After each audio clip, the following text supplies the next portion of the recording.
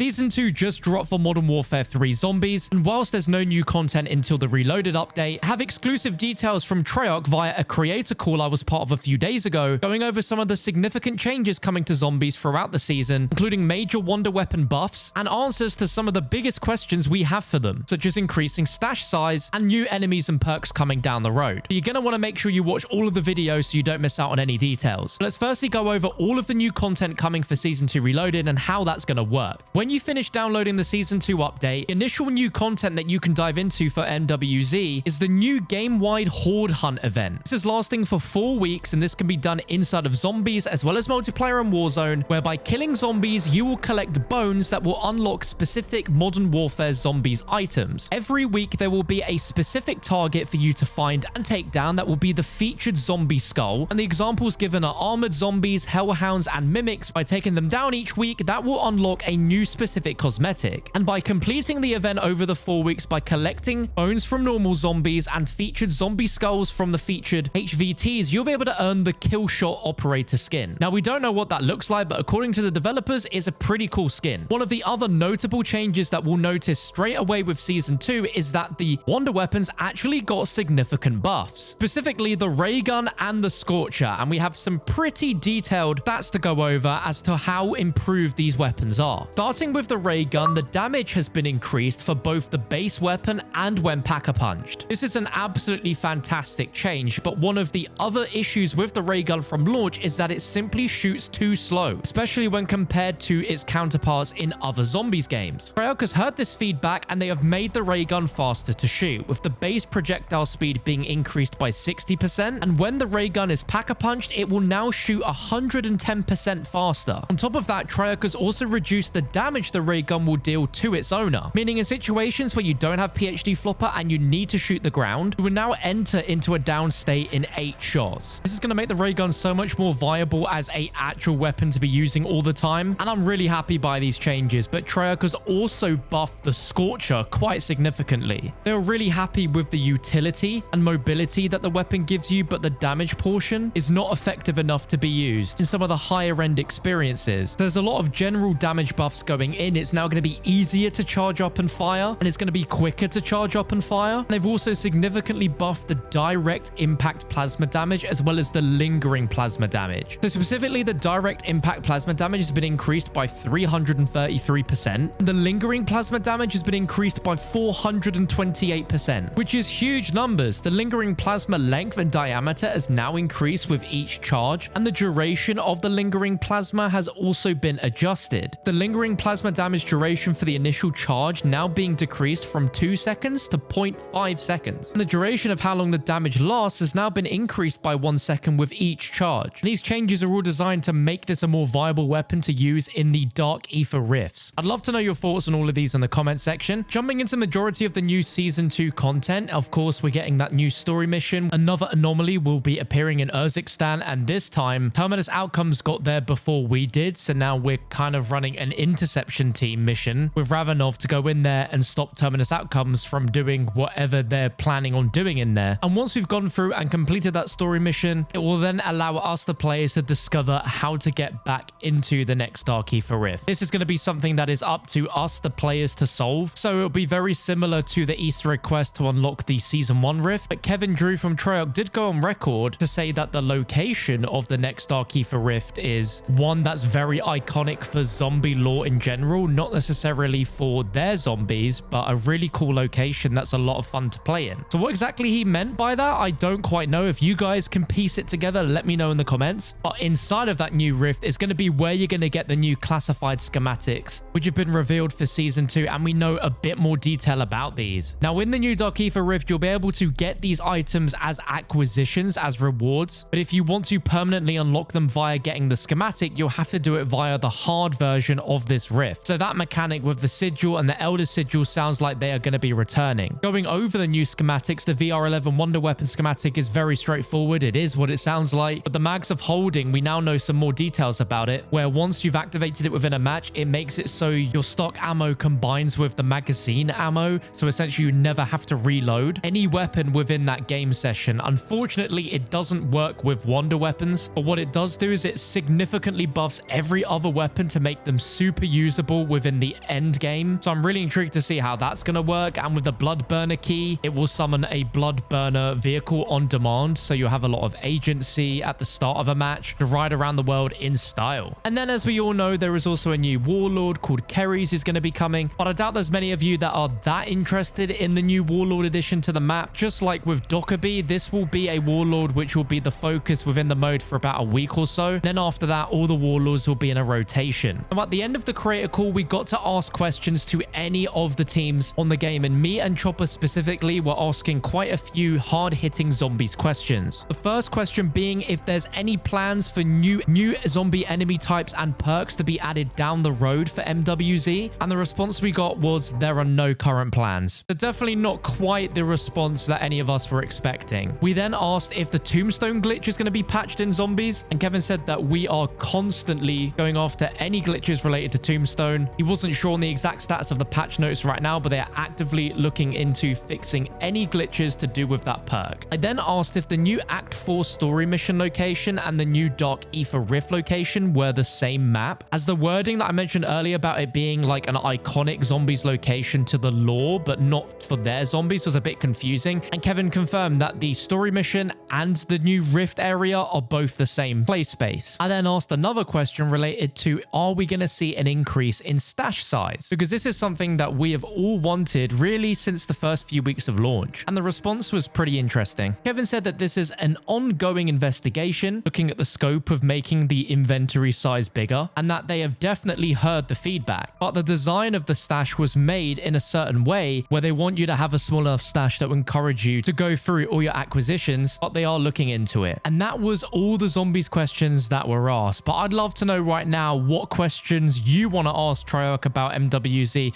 by dropping it in the comments below, as if I'm invited to another creator call when season 3 rolls around, I'll be able to share all of that feedback with them directly and get the answers to the questions you want answers for. I can't promise that I'll have every question that you guys put in the comments answered, but I will do my very best to try and collate all of what the community are thinking and what they want to ask. No one on the call asked if Treyarch knew how disappointed the community were with no content at the launch of season 2, but I'm sure they've heard that loud and clear, and it's feedback that I have given to Activision. But when it comes to rumors, if Treyarch is still leading the development of seasonal content, I don't think that question would be answered even if it was asked, and Treyarch were on the call for zombies, so make of that what you will. Now bear in mind this video was created just before season 2 is officially dropped, so I don't know to the extent all of the patch notes, but Treyarch highlighted the Wonder Weapon changes as the most important part of the patch notes. There's a good chance that even more stuff will be changed and updated as we get the season 2 reloaded update in March. I really hope you guys found this video useful, and again, please drop any and all questions and feedback you have in the comments below, as I'll be reading all of them.